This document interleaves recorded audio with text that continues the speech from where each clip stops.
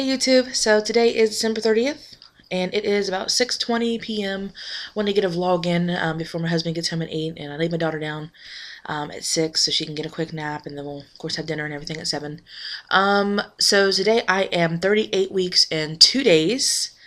Yeah, so I'm going to kind of recap what's been going on for pregnancy week 37 and pregnancy week 38.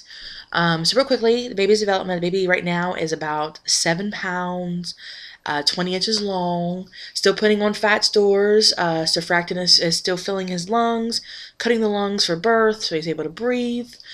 Still practicing, swallowing, sucking, things like that for survival outside the womb.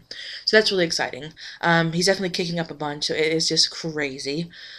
Pregnancy symptoms, I've been a little nauseated, and I think that's because labor is starting, and I'll talk about that in a separate vlog, but I just want to get some of this out of the way first, with doctor's visits and things like that. Definitely kicking a lot. I've been nauseated, like I said, lightheaded here and there, no big cravings except for ranch dressing, which has been really crazy. And the milk, which I've been drinking milk throughout the pregnancy. And as you guys may have noticed from my earlier vlog, I've said before I don't like milk.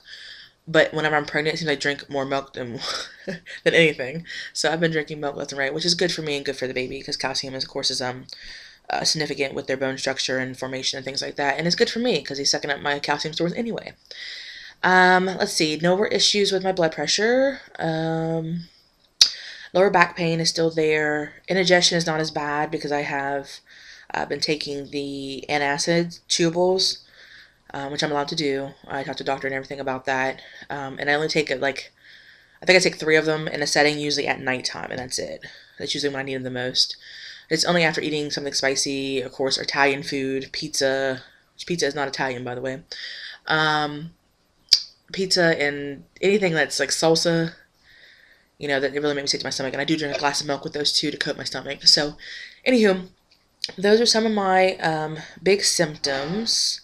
Let's see, that was my refrigerator. I'm so sorry. We need a new one. Whenever it turns off, like the humming one, I don't know what that means. When it cools down and then it stops. I don't know what you want to call it. When it runs and then it stops for a little bit, then it runs some more, makes it cold, the freezer turns on and everything. When it stops, it makes this really loud noise. So I don't know if you guys heard that a minute ago, but it was really loud. I have my front room taping today, so it's kind of cool. Hopefully the lighting's a little bit better. Anywho, I digress. Let's see, that's all symptoms I can think about right now. Nothing really significant, like I said, with symptoms that have changed over the past few weeks. As far as doctor's appointments, let's see, in week 37, I had my 2 non-stress tests, and everything was good with the baby. Baby's still moving and having accelerations and decelerations with the heartbeat as he should. Did I have a prenatal that week? Yes, I did. Prenatal appointment went perfect. Nothing really serious with that.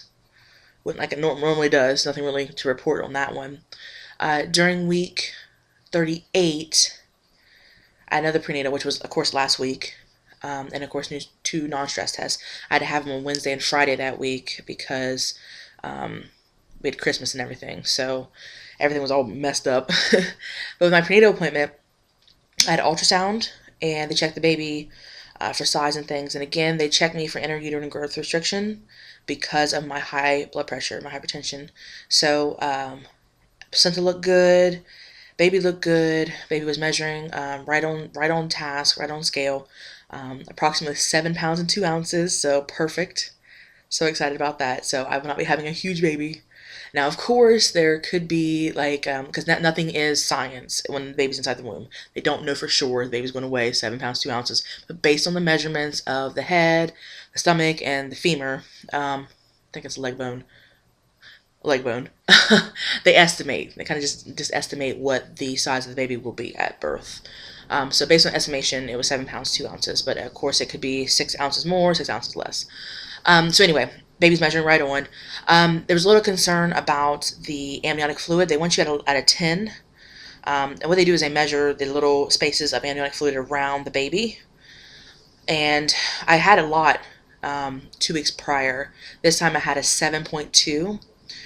Which the doctor had said, the baby might not have peed yet. And, of course, that replenishes the amniotic fluid. So it could have just been that. So she's going to recheck me again this coming Wednesday to make sure. And based on that, she went ahead and did a pelvic to see if I'm dilated or anything like that, for if my cervix was ripened enough for induction, if necessary, next Wednesday.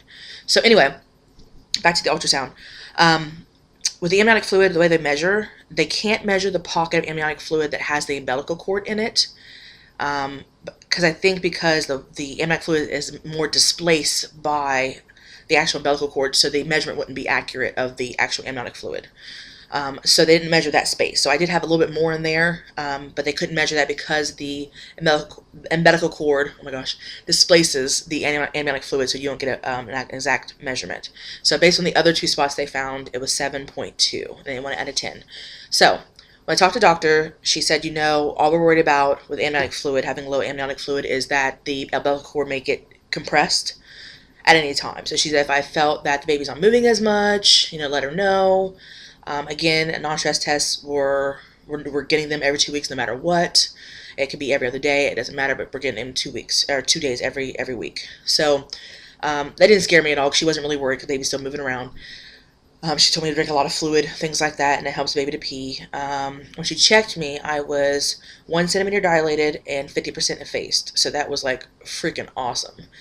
She didn't tell me what station the baby's head was at, but at the next non-stress test, which was that Friday, which was 2 days later, I told her that I was having some contractions and I was having a lot of pain from my vagina back to my anus, and there was a lot of contractions down low. Not really up top that much, it was all down low. And she said, well, with subsequent pregnancies, people tend to have them in the pelvic area and not up top as much. So, and she said, and that's right for your baby because his head is so far down. So that's why I'm having all the pain in the perineal area, and then of course from my vagina to my anus. So she said, the baby's head is fully engaged. So that means I'm at a 0 station. That's what I got from it, but I didn't ask her, am I at a 0 station? But from what she said, the baby's engaged. Engaged means 0 station. So he's in my pelvis, and I feel it. It hurts. He's pressed up against my bladder. I'm urinating constantly. And I told you guys that in my last video. He's been down there for like 2 weeks, and it's just, ow. If I turn the wrong way, he presses against the front or the back, and it's painful. So that just kind of summarizes what I've been doing the past 2 weeks, and how the baby's been growing and what the doctor's been saying. Again, nothing serious. We're just going to keep an eye on the low amniotic fluid, and hopefully I can get more answers with that next Wednesday. Like I said, my blood pressure is great. It doesn't really go above 130 over 80 very often. And of course, they spend more time looking at the bottom number and making sure that that's at a good number. So it usually doesn't go over 80 very often. So even if it does, it's not horrible. It usually maybe go up to 84 on the bottom number. So nothing really serious. So that's kind of just summarizing what's been going on the past 2 weeks. I'm going to make another video here in a minute to tell you about labor thus far. So that's it for today. All right, guys. Bye.